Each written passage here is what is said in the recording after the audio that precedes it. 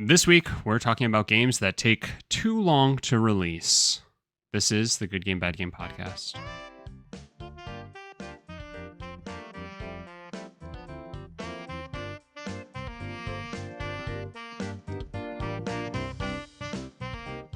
Hello, everyone, and welcome back to the Good Game, Bad Game podcast. Welcome to the Season 5 finale of the Good Game, Bad Game podcast. I'm your host, Spencer, and with me is a man who has bought 4 copies of Silksong because games are supposed to be $80. It's my co-host, Mike. Mike, you're doing the Lord's work. I thought I was only going to have to buy 2 because I thought it was going to be a $40 game. Right. And then they really switched it up on you. Yeah. Yeah, it was kind of weird. I went into the Xbox store and they're like, why do you want to buy more than one of these? It's a digital game. Also, on the Xbox store, it's free because you have Game Pass. Yeah. So I said, you know what, Xbox, you don't want my business? Fine. So I went to Switch 1, Switch 2, PS4, and PS5. And there you go. I've loved all the memes of like, no, Team Cherry, please. I want to give you more money. Yeah. And they're like, no, $20. What a world. Yeah. What a world, and what a world that we're on the season 5 finale. And to think that I almost wasn't here. I know. I was like talking to Shelby while you were having your technical difficulties to kind of see if she would, be able to step up and step in. And I was like, damn, it's the season 5 finale too. Like I wrote it in all caps to make sure I didn't forget to say it. And yeah, that would have been unfortunate. Yeah. Yep. Almost as unfortunate as the conversation I'm gonna have with my wife later about why I need to buy a $800 gaming handheld that I can also do the podcast on because my laptop took down our internet today. Man, death, taxes, and you having, just the most inconvenient technical difficulties right as we are about to start. Here's what happens when you've been working in a technical job for pretty much your entire life. You just stop caring about your own shit. So, like, it's probably my fault. Like, my laptop's probably like 8 months behind on Windows upgrades, and frankly, the laptop I'm on isn't supposed to have Windows 11, but it does. So, And I have another laptop that I could put Discord on that wouldn't have these problems, but I just want one device in my house to not have Discord on it. That's fair. Yeah, because I'm always blowing up your spot. Yeah, you and all of the other IRL social groups that I've joined that I've never interacted with just to feel something. I love that. Do you? That's very funny, very relatable, I feel like. Especially to anybody who's listening to this. Yeah. It's all very reminiscent to when I used to do all of my recording and streaming and game capture stuff on a Mac. And I mean newer Macs probably are actually better suited for it if I had to guess, just from my understanding of how Apple has like kind of been a little bit better. But like as long as you get like one of their like silicon exactly laptops. But like the old ones, like the one that I had for all of college and everything, like not really suited for that stuff. I had to do everything in the most roundabout way and just all very very annoying. And for the longest time I was too scared to move our podcast recording off of it, because it's like if I change one thing, this is all just going to blow up and I'll never be able to get it to work again. That's always my fear of upgrading or changing or anything like that. So I kind of get it. I still have my laptop from college, and it is probably the most performant computer that I have still. Really? Yeah, and it's over 10 years old. But like it was born in the age of computers that you could like upgrade the RAM and Mm-hmm. upgrade the SSD. So like it's still pretty good. And frankly, I don't use it because it doesn't have USB-C, and my whole setup is just a USB-C dock. Mm-hmm. But I don't use my podcast mic for anything else other than this. So really, it's just one connection. So I should probably just switch everything over to that laptop, and probably wouldn't have these issues.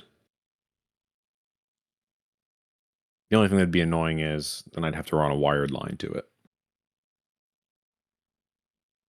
because I don't trust my Wi-Fi enough to make this not a nightmare. Yeah.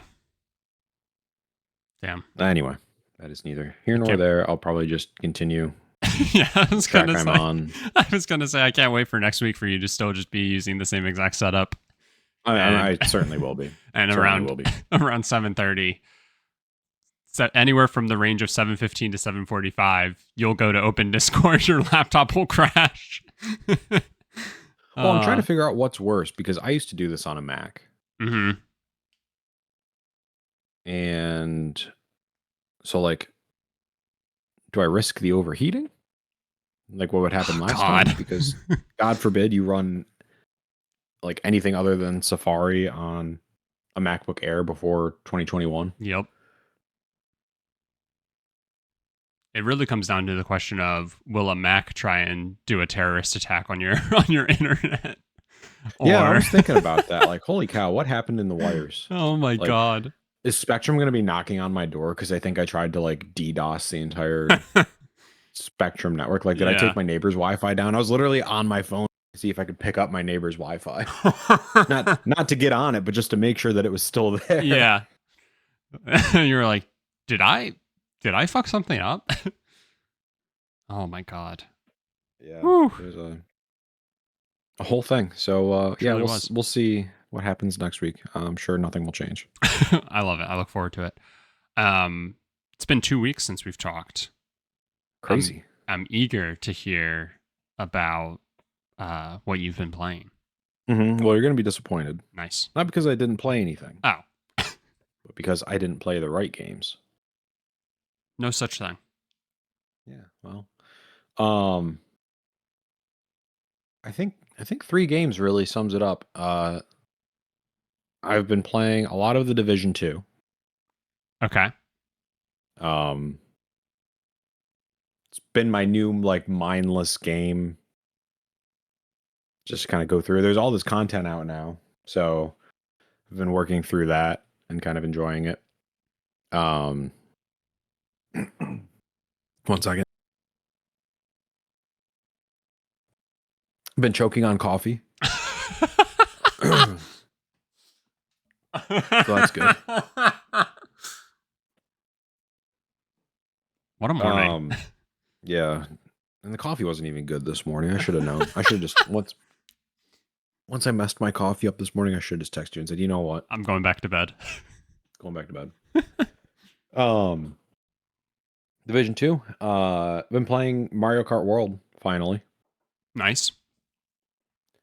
Um, that's been my like football Sunday game and Saturday from watching college. Okay. So that's been good. And then this is the exciting one I think you'll appreciate. Justine and I started South of Midnight. Oh, nice.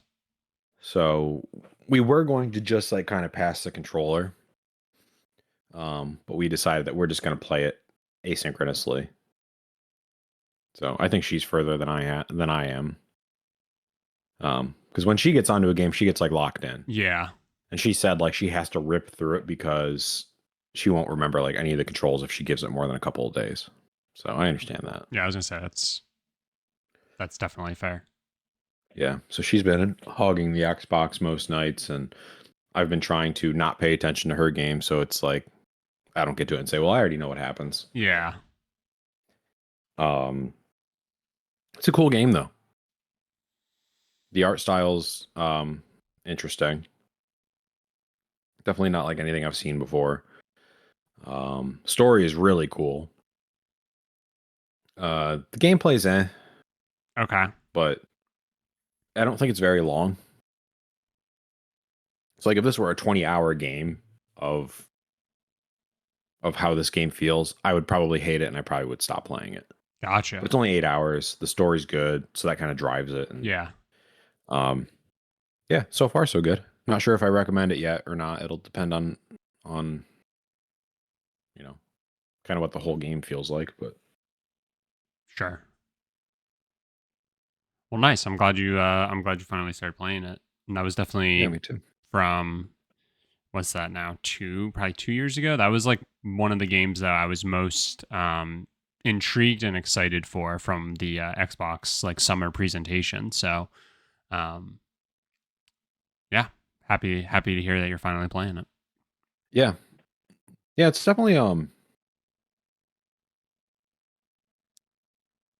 definitely it's definitely good. I'll be interested, like I said, to see how the whole game plays out, and I'll Hmm. I'll, I'll probably wait to give a recommendation until then. Sure. Very nice. Yeah, that was pretty much it. Um, I was traveling, so I took my Vita with me, but ended up I don't think I ever really even got around to playing anything on it. But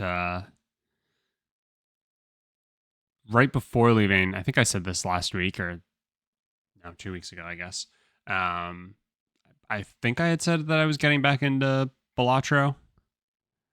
Um, I think you and did. yeah, I'm like full tilt back into it, and like there's challenges where there's like stipulations on the deck or the jokers that you have or whatever. There's 20 total challenges. The 20th challenge is jokerless. You have to win an entire run without the help of any jokers. And when I picked it back up, I was through like 16 of the 20 challenges or something like that, and I can report back that I've finished all of the challenges. Wow. And what was the other big thing?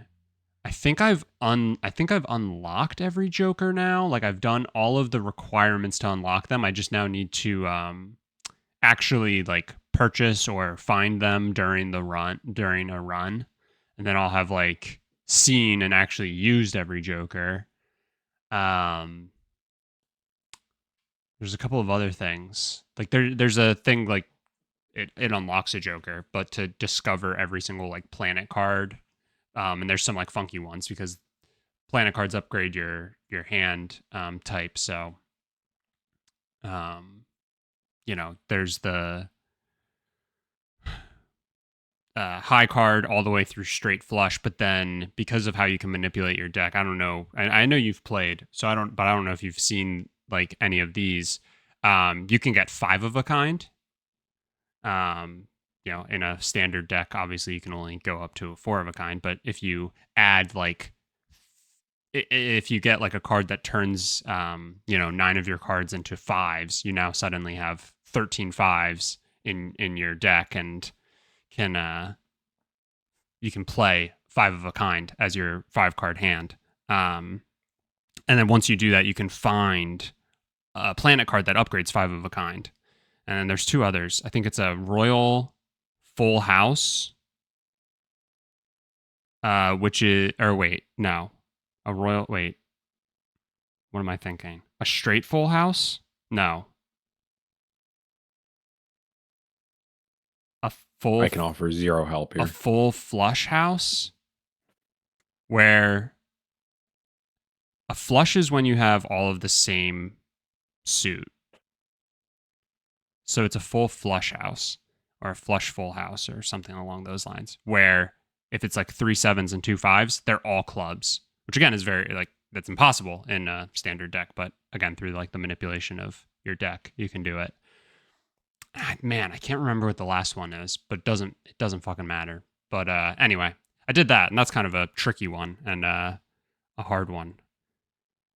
Anyway, all that to say, in terms of trying to platinum or 100% the game and do everything, I think like all I really have to do is beat every deck on gold, which I'm so far away from doing. And then you also need to use each Joker card during a gold stake run at some point. Like you don't, and you have to win the run. But you don't have to use all of them in the same run, if that makes sense. Um, but yeah, I was all I could think about coming home at 6 a.m. on Friday after changing my flight, after not sleeping at all for an entire week and feeling like absolute dog shit. All I could think about was I want to be Stuff. home and I want to be on the couch playing Balatro, and that's what I did. And yeah, what fun that was. I also this is something that I think you'll like.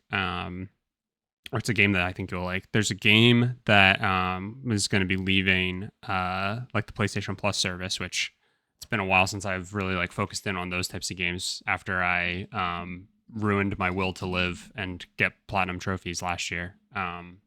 But there's a game that was leaving. It's called Fist, forged in, I don't know. It's an acronym, but it's a Metroidvania, and like decided to just try it out and see like how it was, and to kind of confirm that I do like Metroidvanias based off of the conversation of how I do not like Hollow Knight, and played through all of it, popped the platinum for it. It was a ton of fun. Really enjoyed it. Felt like it was very satisfying, just like the progression of the game. And I feel like how you progress in a Metroidvania is like very, very important for whether or not like it's good. Like it's a very, I feel, for me personally, I feel like it's a very fine science that like you have to be perfectly rewarding me and not beating my ass to death for me to be like, yeah, this is a perfect game. This is great. Which is why I didn't like Hollow Knight, because it absolutely beat my ass. But I did enjoy Fist because it didn't beat my ass. It didn't fist my ass.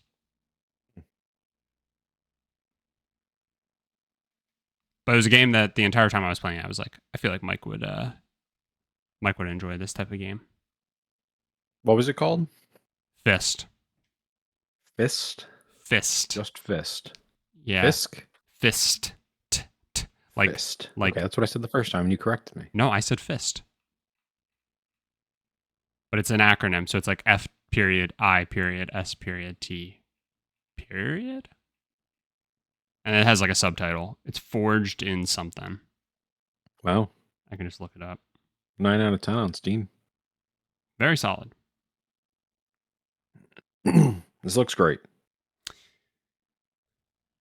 I will say there is like a story to it. I could not have cared less about the story.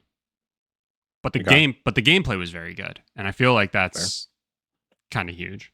But yeah, they were trying to do this whole like gritty and like, you know, dark and you know, super interesting story, and I was just like, you couldn't have paid me to care. And I'm sure there are people out there who are like, the story of Fist is great. Awesome. Good for you. The gameplay for me was great, and that's all that mattered.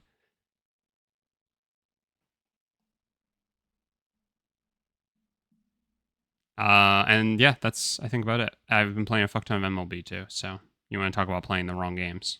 I'm your guy. Yeah, you know. But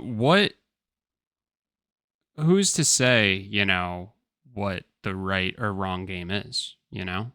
In a world, Mike, where we have to wait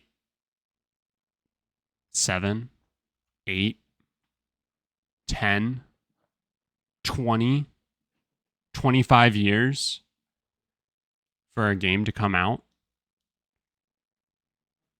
Obviously, Hollow Knight Silksong has been kind of dominating, I would say, the game sphere right now. It's been getting great reviews. Believe it's in the top 5 highest rated games this year. And 2 of the top 5 are the 2 Legend of Zelda games that got ported to Switch too. So feels kind of cheap to include those. In fact, those 2, when I last looked, are the 2 highest rated games on Metacritic this year. So if you Interesting. exclude those, I believe Hollow Knight Silksong is second to Expedition 33. But I'd have to double check that to be certain. It's getting great reviews. People are loving it. It's a $20 game, which is obviously very refreshing. We've talked about, how finding the right price point for a game is, very important. Um, And it's on especially, Game Pass. yeah, and it's on Game Pass. And I mean, the peak players that it had from the jump was just absurd. Um, Somebody made a great point that in a couple of months, some gamer derogatory is going to try and use the like current player count as like a sign that the game is like woke trash and a flop. But obviously 2 months from now, like of course it's a single player game. Like a lot of people are probably finishing it already and like aren't going to go back to it again until maybe they'll revisit it in a couple of months. Maybe they'll wait a whole year. Like how people are with games like Hollow Knight and Dark Souls, and not to say that they're the same, but there are people who will go back and play those games until they're sick. And you obviously are going to have people who just play them once. But yeah, Hollow Knight has been a massive success. People are saying that, developers need to take a page from Team Cherry's book. And I think that couldn't be further from the truth. But yeah, I think there's definitely something to be said. But it got me thinking with Hollow Knight Silksong, it was the joke game that was never going to come out. There was the image of the knight with the clown makeup and wig and everything, basically saying that every gaming event that would have announcements and stuff like that, people were going to fall into the trap of expecting some sort of Silksong news. But then it became reality, right? Obviously, it's in people's hands now. But it got me thinking of other games and how many we've seen. I mean, it happens all the time where you'll see a game at E3, because that's where a lot of my examples are from. You'll see a game at E3, but you'll see it once and then you'll literally just never hear of it again. Obviously, we're not E3 talking doesn't about exist anymore. what's that? Because E3 doesn't exist anymore. That could be part of it, yes. Even Summer Games Fest, right? Like Yeah, we'll get a game from 20. You can go back to the 2022 event and you could watch it again and be like, "Oh shit, this game looks awesome. Did this ever come out?" And that announcement in 2022 will be the only like public facing thing about that game, since, and it'll just be gone. And it never had any fanfare around it, its cancellation or whatever. I'm not talking about those games. I'm talking about Half-Life 3, which is like a game that I said to you beforehand. I feel like I've started to see rumblings of it, and I can't tell if it's because people are like, "Oh fuck, Silksong came out. Guess we have to go back to wishing for Half-Life 3 because it's the only game that is so unrealistic that like at least we can keep joking about it coming out, and the joke can go on forever because it never will come out." Or I can't tell if people are going back to Half-Life 3 because all of a sudden there's newfound hope that it is in fact actually going to be a thing and come out. And it just got me thinking. I was curious if like Hollow Knight was definitely like the big one in terms of like it felt like it could still be a thing, and then sure enough, it was first announced real quick. It was first announced in 2019 and it was playable at E3.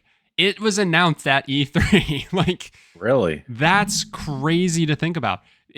Hollow Knight Silksong was announced before we started doing this.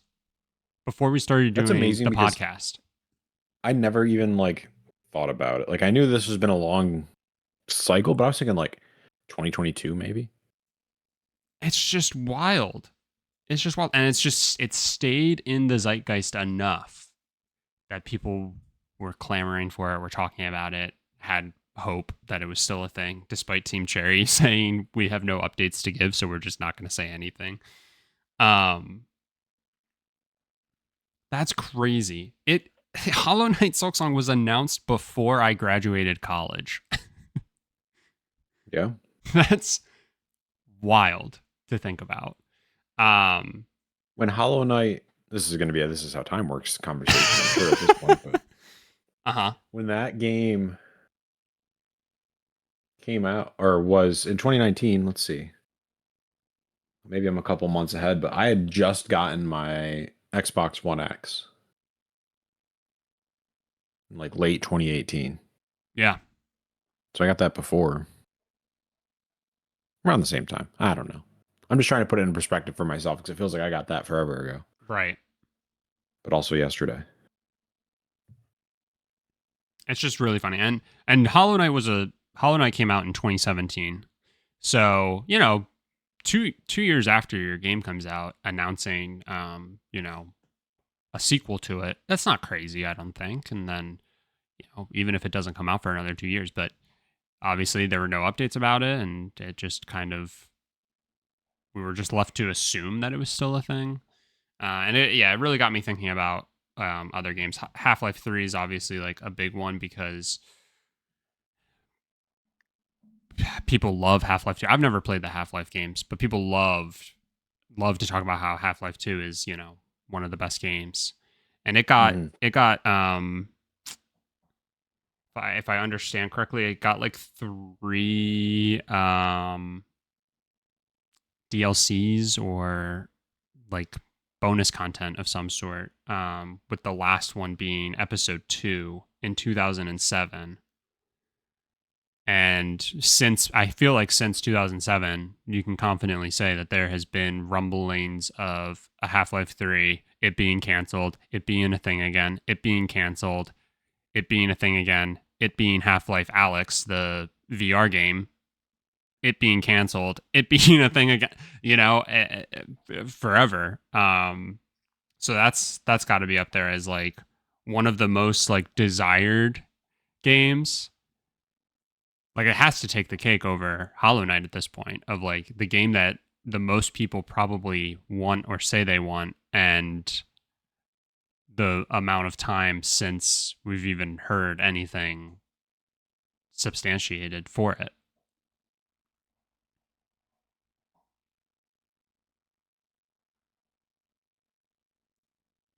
I think that's probably fair. I mean, I can't think of anything else offhand that's not just kind of like a joke at this point. Like Portal 3. Portal 3, yeah, the Orange Box 2, which is Yeah. Portal 3 and Half-Life 3 and Team Fortress 3. But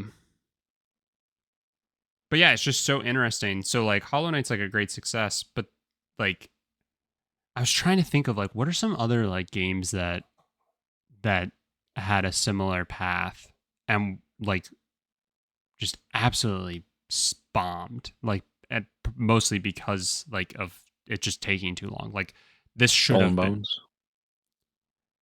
amazing poll. Yes, that's a great one. There's a space one too, right? What was that one called? Star Citizen. Yes. Star Citizen, yeah. Star But that Citizen's, like existed, right? Just in beta. well, it is still a thing.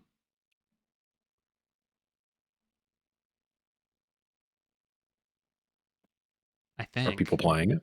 I think it is playable. I just don't think it's. I don't think it's a. I don't think it's like a full release version yet. It's still in. It's still in beta or whatever at this That's rate. incredible.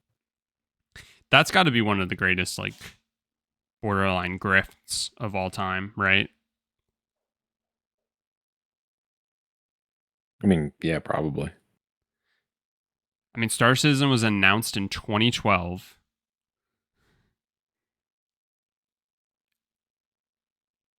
Uh, it made over. It made it. Its Kickstarter made $2 million. Like pretty quickly, and I'm trying to think. Combined crowdfunding As of April 2025, combined crowdfunding and early access sales have reached over 800 million, making it Jeez. one of the most expensive video games to develop and among the most expensive single pieces of entertainment ever produced.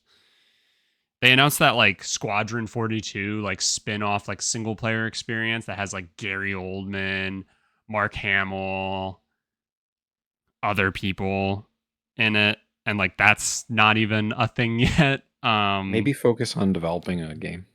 Bro, insane. Absolutely insane what they've been able to get away with. Their expectation is a full release is aiming for a release in 2027 or 2028, and Squadron 42 is apparently aiming for 2026. I do not fucking buy that. I am willing to bet that those years have changed with each like subsequent January 1st that happens. Those just get 1 year added to them. I mean, we've got to play it, right? Like when it comes out, if it comes out. When it fully, yeah, we will do a full overview of the game, and yeah, we'll do a full dive into it. We'll give it the old college try. A very easy promise to make, seeing as it'll likely never come to fruition. Yeah, we're not going to do that. Star Citizen's a crazy one, but it's like when you compare the two, when you compare like, well, Skull and Bones is actually out. I'm trying to think of like what are I'm trying to think of like two games. Like Elder Scrolls 6 is another good one because I think that was announced at technically E3. Or teased. 7 years ago now at this point.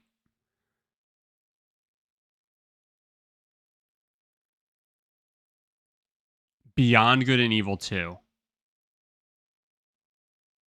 Like when you look at those two games, my gut tells me that if and when Elder Scrolls 6 comes out, some people want to say that like we'll never get it. I think it's just a victim of long development cycles anymore. And by the time you finally feel like you're close to being done, a new engine releases that you're like, well, fuck, we should probably put it on that because it's more with the times and so on and so forth.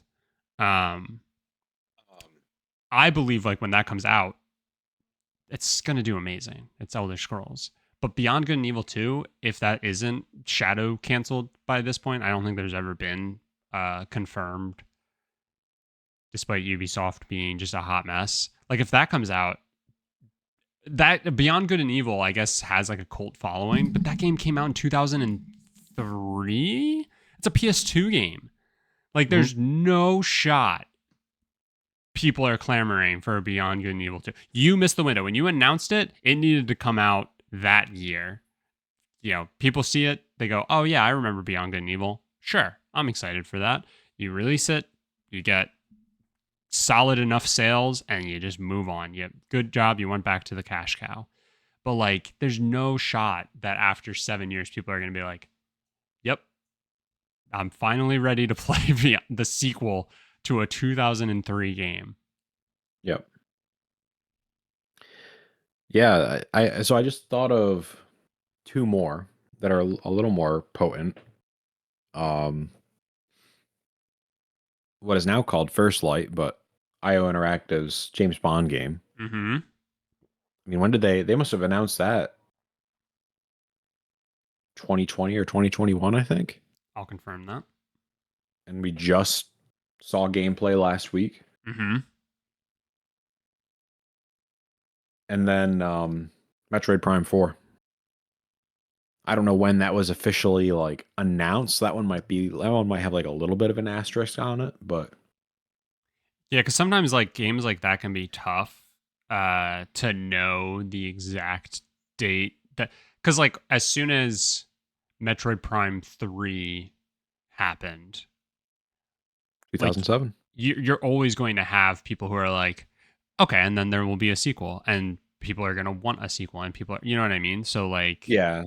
that was, you're right. That was more of like, and that's why I kind of said this one has a little bit of an asterisk, but No, but like so people just expected that, right. and Nintendo never said no. Yeah. It was officially announced under the working title Metroid Prime 4 at E3 2017. And now it's called, Wow. Okay. So there was an actual announcement. yeah. And then I think you said 2020 for the 007 game, and I believe that is right. IO Interactive announced the development of a new James Bond game in November 2020, Yeah. which that game looks Looks phenomenal. fantastic. Looks real good. Yeah. Um yeah, I mean, I think it's really interesting that in some instances I do believe that saying nothing is sometimes your best course of action. As crazy as that might sound. Um, it's like the one thing that I can kind of tip my cap to Team Cherry for with Silksong because, as you know, fucked as it seems to leave people in the dark, um, and to not know whether or not the game still exists. It's like the TV rule of you shouldn't, or a movie, you shouldn't believe a character is dead until you've actually watched them die, you know? Like, and Hmm. until you've actually seen the moment that they died, you should probably just go ahead and assume that for whatever purposes that they could still be alive, you know? Um so yeah, I think like not saying anything, okay, I'll just assume that they're still toiling away, working on the game, making it the best they can, so on and so forth. And then the proof will be in the actual release, right? Like you put all your eggs in that basket, and show that like people will be rewarded for patience and waiting. I think there's also a delicate balance in just not announcing stuff too early, like Elder Scrolls, for example. Um, but again, you know, same thing with them. They haven't given us anything else. Likely because they probably hadn't put that much into it until maybe more recently. Who knows? But um, I feel like when you get on the kind of inverse track where you announce a game and development goes on forever, and then you just decide to kill it. Um, Microsoft would love this suggestion. I feel like you should have to do a game showcase of the games you killed and just like go over how far it got. yeah, One, because fuck you, and two, because like that gives you like it almost works as a pitch for people who might want to pick the project up. yeah, Like obviously that didn't work for Perfect Dark because somebody did try to pick that up and run with it, and apparently it was just a complete shit show. But um, like what was the other Contraband too? Like Contraband as well, not Contraband 2 because there was yep, no Contraband 1. Um, like I feel like when you've got these long development cycles and people are excited for a game and like you I feel like I don't know, this happens to me. I'm like, "Oh yeah, Microsoft or Xbox or, any other developer was working on this game. I wonder where it is." And I Google it and they're like, "Oh, it was canceled 6 months ago." yeah. It's like you should have to announce that stuff. That's my hot take. No, I actually think that's a really like smart and like savvy way of kind of putting a cancellation or yeah, basically end of a project in like the spin zone of like, but here's how we could like spin it into a positive by giving like somebody else the opportunity to pick it up and finish it off. um I think if you cancel a game, all the resources should just get dumped, and somebody else, just some rando, should have the opportunity to pick it up and run with it.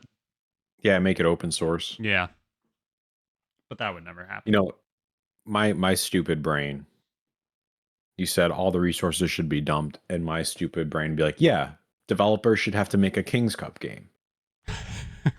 It's like whatever miscellaneous parts of a game that you have left, you have to dump into this one game, and then it just is what it is. Yeah, I could get behind that. I could get behind a super disjointed, doesn't The really island of have, misfit games. yeah, doesn't really have a, doesn't have one true identity type game. I could probably get behind that. It would probably be a lot like Split Fiction, Yeah, yeah, which great game.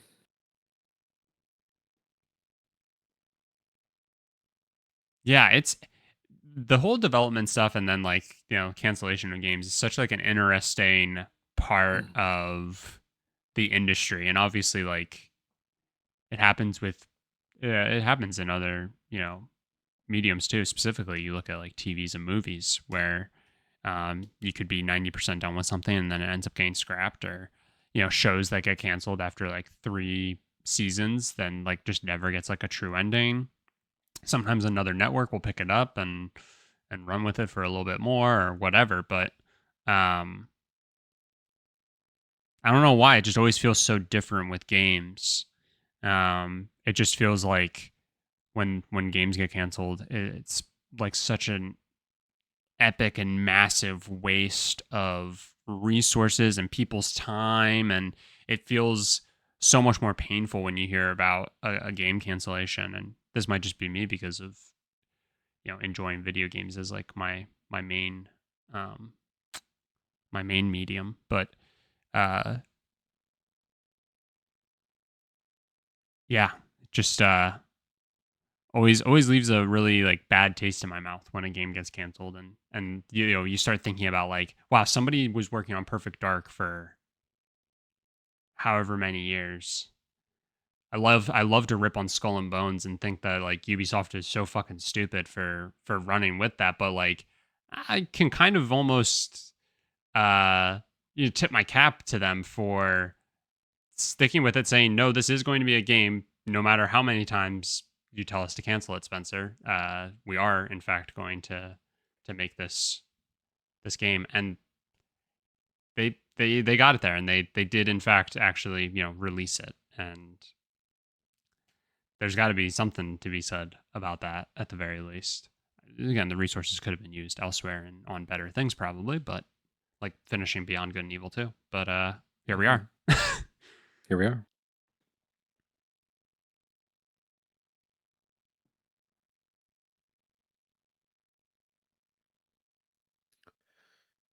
So I guess what it comes down to, what do we think of long development cycles in terms of like kind of binary good bad? Yeah, what's your final verdict on we'll use Hollow Knight since it's the most recent example to release and in a final form. Do more developers need to take a page from Team Cherry's book? Announce a game as soon as you've even started storyboarding it or building one asset for it, and then however long it takes, it takes. Don't give another update until you're 3 months out. I kind of think, if I were a game developer, which I'm not, I should say, if I were a game development studio or a publisher, I would want to kind of get a feel for excitement, Hmm. because I feel like that kind of indicates, the resources that should go into the game in terms of like, do we try to crank this out? Do we have some time? Hmm. And not that that should be the deciding factor. It should be an indicator, not a decision maker. Um, I feel like these games that have these long development cycles, more times than not, end up better than these games that are just cranked out. Obviously, we've talked about some exceptions like Skull and Bones or Star Citizen and things Hmm. like that, but I feel like for the most part, like Metroid Prime 4, I expect to be a fantastic game. Hmm. Uh, First Light, I am very excited for, and I expect to be a fantastic game.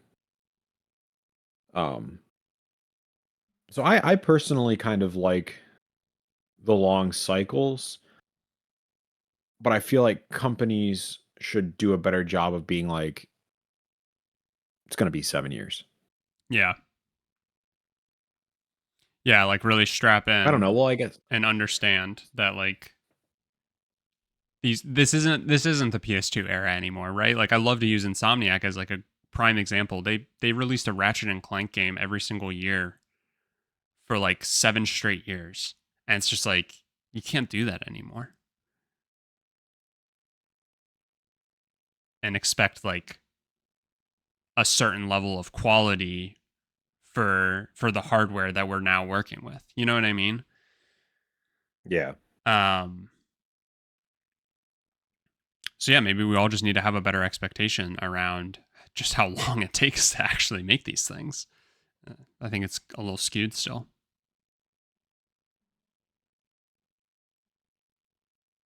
Um, I think another kind of big part of it that you kind of you started to touch on with the whole like it's important to kind of see levels of excitement.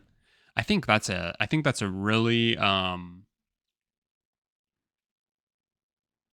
think that's a really key thing for indie games, and maybe games that um, can try and rely on some level of like crowdfunding. You know, how do you get people to help crowdfund your game? By showcasing the idea, and like you can also then cater somewhat to the expectations of the people who are like openly supporting the game, you know, and like help kind of navigate you to whatever the final endpoint is if you don't like necessarily have that all, you know, figured out. um I don't know. I don't know if crowdfunding is still like a big thing with games anymore. Feel like some have like backers and stuff like that, but I also feel like so Mhm. often it's just like we'll show you the bones and like the general concept and like wish list it, and that's enough for us to like I guess assume that you'll then pay, you know, anywhere from 5 to let's say $30 for this game once it's in a final state. I don't know. I feel like I don't really hear anything about crowdfunding anymore, but I'm definitely with you. I think that initial like showcase of like this is the concept. This is the general idea. This is the plan for this game. What do we think? And if the general reaction is 2 thumbs up, you move forward with it. And so, yeah, like you said, it's going to be 7 years probably. You know, games aren't you can't make a game overnight. Um,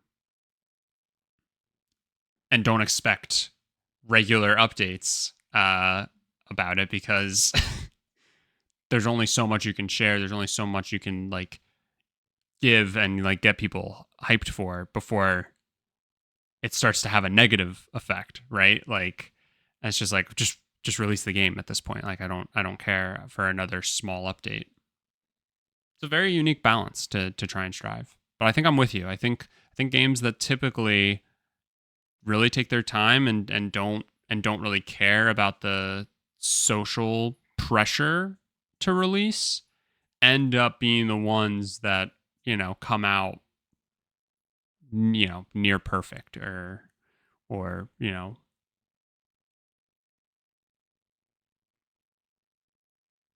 manage to hold on to the hype long enough to be massive successes. So, and the ones that don't do that are the ones that we don't remember and stuff, or they just kind of, unfortunately, I guess, fell victim to the long life cycle or development cycle. So,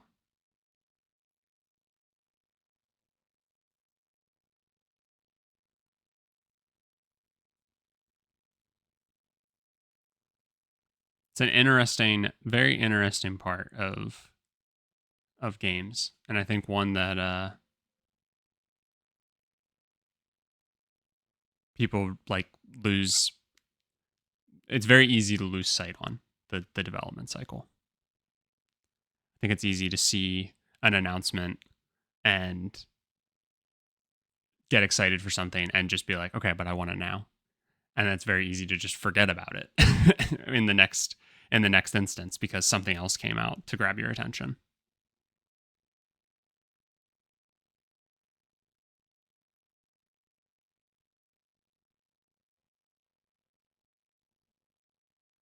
I guess that's the hard thing. And I think like Silksong, for example, got really lucky because you think about like what kind of trends change Hmm. in gaming. Um, and I feel like that can, go different ways too. I feel like a game like a Metroidvania, like a classic style game, like you're a little less risk adverse there, but I'm not saying this is what's going to happen, but I look at like the James Bond game and kind of how like the stealth shooters aren't really in vogue anymore. I mean, like, there's got to be a reason we're not getting a new Splinter Cell game. Ubisoft must just think there's not the demand for it.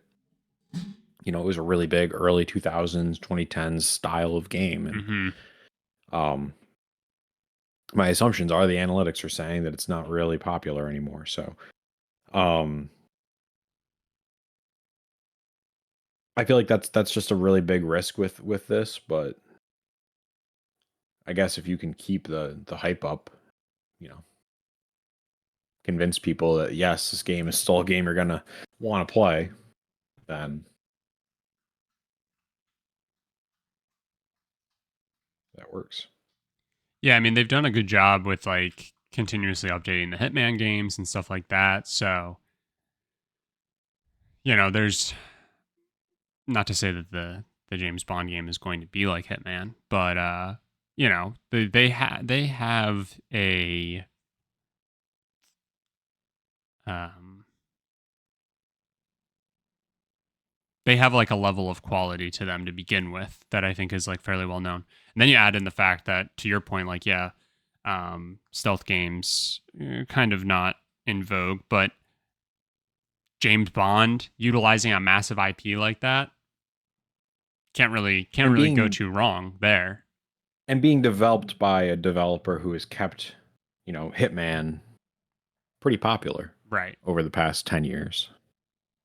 Yeah, exactly. So, I don't think just anybody could have done this. I think IO is a really good decision to mhm, take on the IP.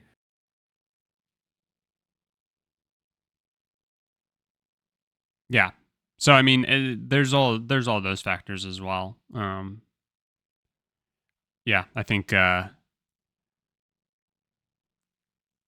think you can probably, if you tie in an IP, you can probably have some level of success guaranteed. Um, I want to say that, but then I think of Star Wars Outlaws and how that didn't really. But also Star Wars, people might be getting a bit fatigue, a bit of IP fatigue there. So I don't know. Whereas James Bond, we aren't getting a new James Bond show every 3 months plus a movie that continues a saga that people are tired of. When you have like a massive universe that you could literally just come up with anything because it's fiction and science fiction at that. And anyway, um,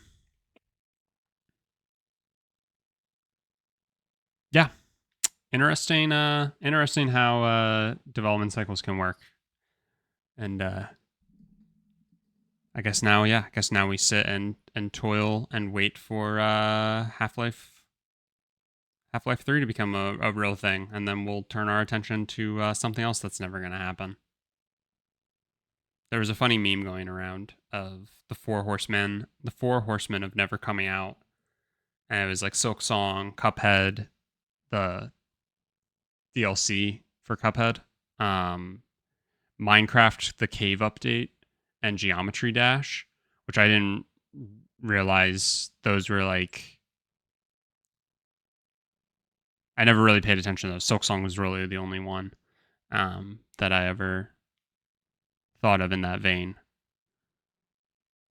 And yeah, now people are like, oh, it's Half Life 3's turn. It's the Mother 3 uh, English localization's turn. It's Which, like, Go ahead. Reggie has said that will never happen. Yeah, yeah, Which he's not with Nintendo anymore, so take that for whatever it's worth. But sure. Yeah, but he definitely has a good idea of how, I guess, difficult it was to push that idea. I'm sure he's heard it plenty of times and then looked into the possibility. Um, Bloodborne PC port, Bloodborne 2.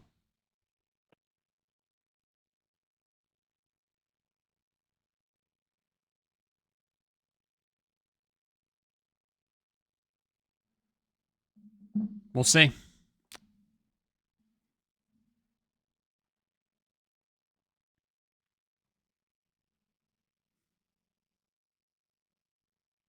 What are the We shall odds? see. What are the odds that that Valve just like shadow drops Half-Life 3? I imagine pretty high. Yeah, I would think Like so if it's too. going to happen, I think that's how it's going to happen. Yeah. You don't think there's gonna be like? I just kind of, Sorry, go ahead. I just kind of wonder if they are going to do like an orange box too, And where they drop. secretly they've been working on 3 different Yeah, thirds. you know, Hey, I guess they anything's aren't as small possible. as they used to be. Yeah, it's true. Um, I saw a funny thing that was like at the Game Awards. Jeff Keighley's like, "Where's all this steam coming from? Someone must have accidentally turned a valve." Uh, And then, fuck, what's the character from Half-Life's name? um, Freeman, it's Yeah, something Freeman, isn't it? Martin Gordon Freeman. Gordon Freeman. Martin Freeman's an actor. Gordon Freeman. Gordon Freeman lookalike walks out, and it's like Half-Life 3 available now. But I don't think that'll happen. I think yeah, if anything, it'll just shadow drop the week before the Game Awards, and Jeff will throw a minor tantrum at the beginning of the People are show. literally going to log on to their Steam decks, and it's just going to be there. Like already, just it's going to be. They're going to pull a U2, and it's just going to be installed. You didn't get a choice. If you didn't have space, it just deleted your most recently played game Not and all yeah. your progress. not even not even the game that you downloaded and haven't touched since Yeah, it's downloading just your it. most It's recently your most played. recent. Good stuff. All right. Well, hey, I think that's an episode. And That'll do. what a way to end season 5 of the Good Game Bad Game podcasts. It's been a great run. I'm looking forward to season 6. And as always, thank you all so much for listening. If you could do us a favor and leave us a rating or review wherever you listen to the podcast, that would be appreciated. You can go over to our YouTube channel. Let us know your favorite moment from the first 5 years of the podcast. And as always, if you could share the podcast with a friend, it would help us out. And we will talk to you next week.